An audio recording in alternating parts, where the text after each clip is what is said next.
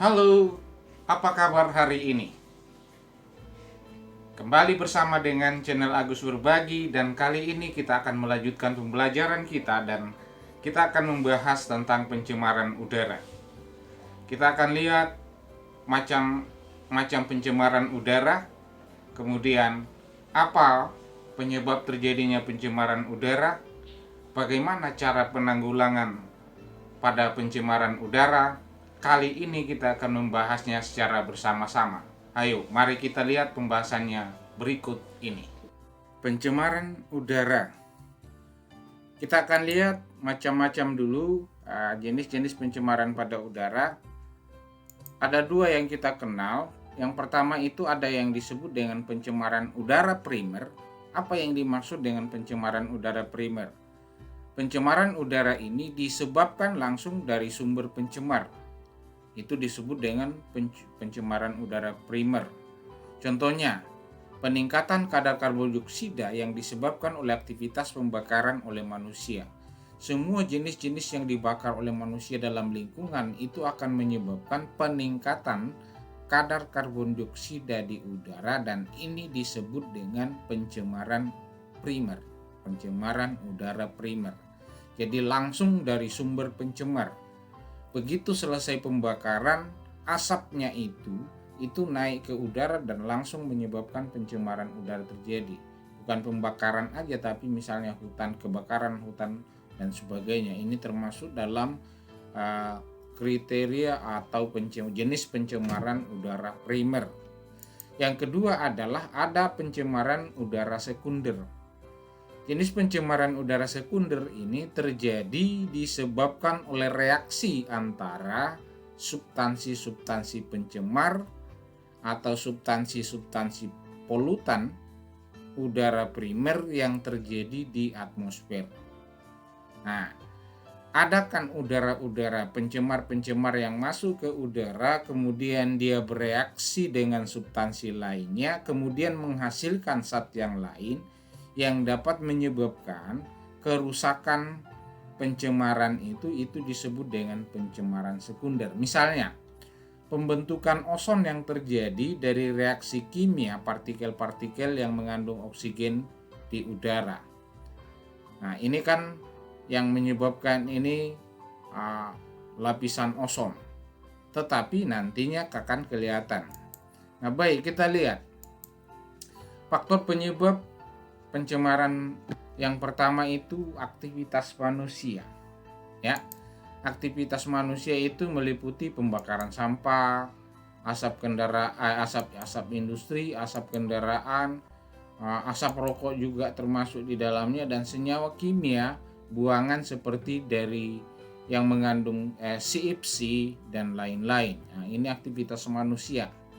Kontribusi aktivitas manusia ini lumayan banyak yang menyebabkan udara itu bisa tercemar. Sementara aktivitas alam yang tidak bisa dihindari juga letusan gunung Merapi misalnya, dan kebakaran hutan. Nah, kadangkala yang kebakaran hutan ini kan tidak bisa dihindari, setiap tahun terjadi di Indonesia. Letusan gunung Merapi juga karena Indonesia itu kaya dengan ini gunung Merapinya. Maka pada hari-hari tertentu itu ketika mau masuk dalam masa erupsi itu mengeluarkan gas-gas tertentu, kemudian debu dan sebagainya, yang semuanya ke udara yang bisa menyebabkan terjadinya pencemaran pada udara. Nah, ini ada dua kelompok penyebab utama, faktor utama, aktivitas manusia dan aktivitas alam.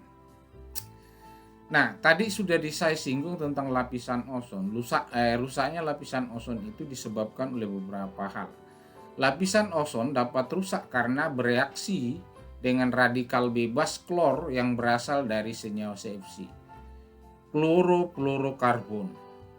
Di bumi, di permukaan kita, di industri kita, baik di rumah tangga dimanapun, itu semua banyak sekali digunakan yang ini, yang CFC, klorofluorokarbon. Ada di pendingin AC, ada di lemari es, ada di bahan penyemprot insektisida. Makanya kalau disemprotkan itu modelnya itu ada di penyemprot parfum, penyemprot cat, dan penyemprot rambut. Nah, semuanya ini kalau satu orang menggunakan itu kontribusinya luar biasa yang masuk ke atmosfer.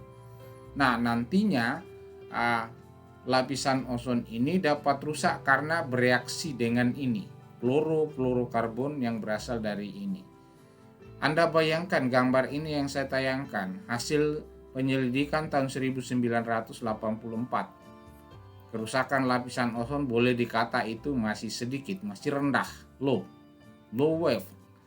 Nah, sekarang ini kalau setelah itu 1997, ya kurang lebih 4 tahun yang lalu, ini kerusakannya lebih semakin bertambah.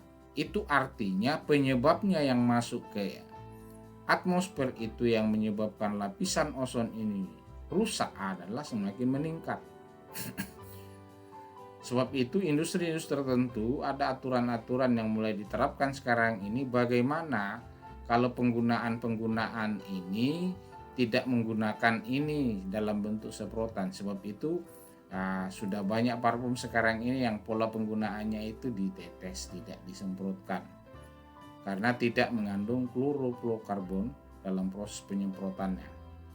Nah, peranan ini sangat memegang peranan penting dalam kerusakan lapisan ozon.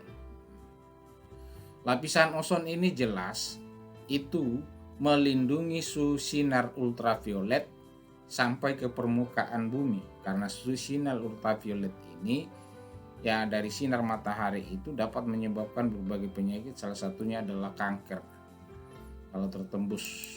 Nah, penyebab yang kedua ya, akibat yang ditimbulkan ketika pencemaran ini terjadi selain rusaknya lapisan ozon tadi adalah hujan asam.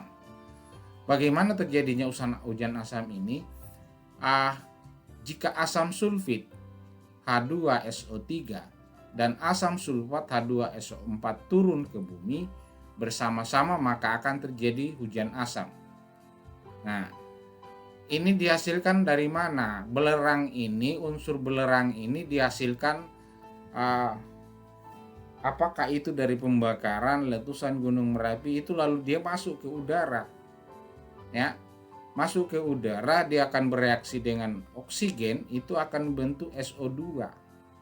Nah, sulfida ini juga sangat reaktif dan akan bereaksi lagi dengan oksigen, itu menghasilkan sulfit. Ya, sulfit.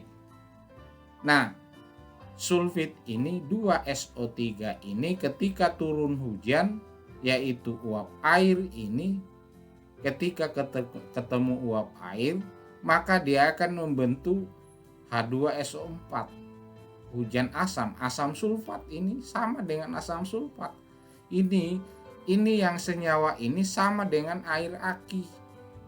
Ya, ketika kita menggunakan aki itu yang masih menggunakan sal cair, ini bentukan ini bukan berasal dari mana, tapi dari belerang dengan oksigen yang terjadi ketika dia masuk ke angkasa.